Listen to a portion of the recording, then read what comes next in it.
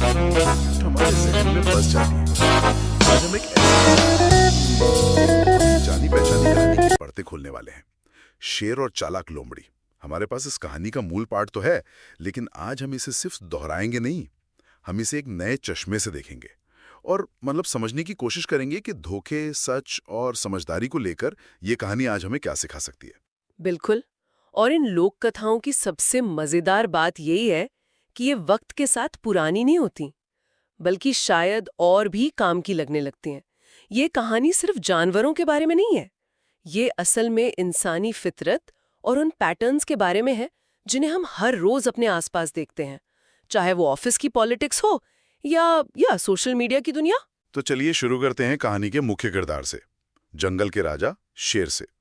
कहानी कहती है कि शेर अब बूढ़ा हो चला था, या शायद रोज रोज शिकार करने की मेहनत से बचना चाहता था। तो उसने एक बड़ी जबरदस्त योजना बनाई। हम्म।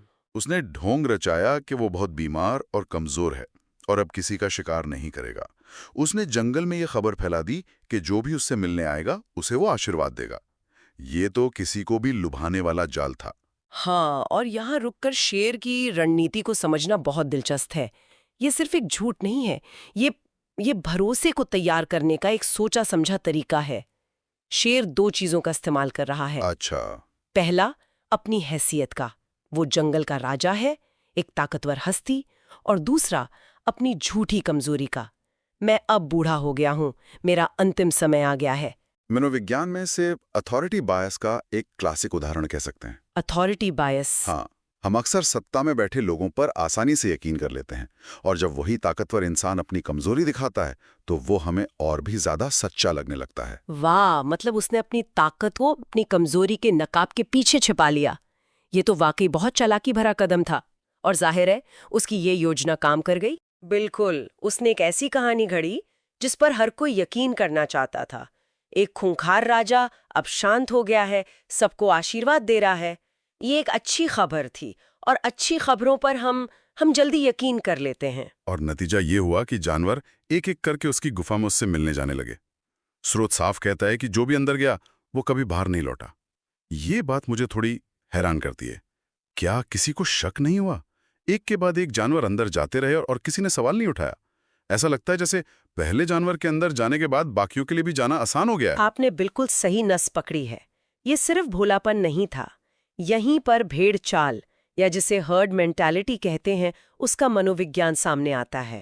Herd mentality. हाँ, जब हमारे पास पूरी जानकारी नहीं होती तो हम ये मानकर चलते हैं कि जो दूसरे कर रहे हैं वही सही होगा।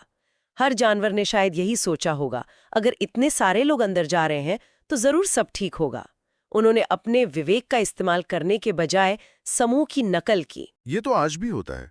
सोशल मीडिया पर कोई ट्रेंड शुरू होता है और सब उसे फॉलो करने लगते हैं, बिना ये सोचे कि क्यों। या फिर शेयर बाजार में बिल्कुल सही उदाहरण है। जब लोग सिर्फ इसलिए एक स्टॉक खरीदने लगते हैं क्योंकि दूसरे खरीद रहे हैं, ये देखे बिना कि कंपनी की असलियत क्या है। एकदम। जानकारी की कमी में समूह का व्यवहार ही हमारा सच बन जाता है। शेर की गुफा के बाहर भी यही हो रहा था। किसी के पास ये जानने का कोई तरीका नहीं था कि गुफा के अंदर क्या हो रहा है, इसलिए उन्होंने बाहर जो हो रहा था उसी को सच मान लिया। तो शेर का ये जाल एकदम परफेक्ट लग रहा था। एक के बाद एक शिकार खुद चलकर आ रहा था। ऐसा लगता है कि ये सिलसिला कभी नहीं थमेगा जब तक कि एक ऐसा किरदार नहीं आता जो नियमों से खेलने को तैयार नहीं है। और यहाँ एंट्री होती है चालाक लोमड़ी की। हाँ, और लोमड़ी आते ही कुछ ऐसा करती है जो बाकी किसी जानवर ने नहीं किया। वो रुक जाती है। बस ये छोटा सा काम, रुकना, पूरी कहानी का रुख बदल देता है। बाकी जानवरों ने शेर की कहानी सुनी और उस पर विश्वास कर लिया, लेकिन लोमड़ी ने पहले स्थिति को देखने का, उसे समझने का फैसला किया। यहीं पर निष्क्रिय विश्वास सक्रिय जांच में बदल जाता है। मतलब उसने अपनी आंखों और दिमाग का इस्तेमाल किया, ना कि सिर्फ अपने कानों का। बिल्कुल। वो गुफा के दरवाजे पर ही रुक जाती है और बाहर से ही शेर को आवाज लगाती है। शेर अंदर से अपनी वही कहानी दोहराता है, अरे लोमड़ी डरो मत, मैं अब बूढ़ा हो गया हूँ, किसी को नुकसान नहीं पहुंचाता, अंदर आ जाओ। लेकिन लोमड़ी ने तब तक अपना होमवर्क कर लिया था। उसने वो देख लिया था जो बाकी सब ने नजरअंदाज कर दिया था। हाँ, और वो क्या था? पैरों के निशान। कुछ ठीक नहीं लग रहा। मैं देख रही हूं कि गुफा के अंदर जाने वाले पैरों के निशान तो बहुत सारे हैं, लेकिन बाहर आने वाला एक भी निशान नहीं है। इस एक लाइन ने शेर के पूरे खेल को खत्म कर दिया। ये कमाल का अवलोकन है। लोमड़ी ने शेर के शब्दों यानी उसकी कहानी के बजाय जमीन पर मौजूद सबूत यानी डेटा पर भरोसा किया। शेर की कहानी बहुत आकर्षक थी, लेकिन जमीन पर मौजूद निशान एक बिल्कुल अलग और ज्यादा डरावनी हकीकत बयां कर रहे थे। तो लोमड़ी ने सिर्फ ये नहीं देखा कि निशान हैं, उसने निशानों की दिशा देखी। ये एक छोटा सा डिटेल है, पर सारा खेल इसी में है। बिल्कुल, उसने डेटा में एक असंतुलन, एक गड़बड़ी पकड़ ली। इनफ्लो था पर आउटफ्लो नहीं था। ये किसी भी सिस्टम को परखने का एक बेहतरीन तरीका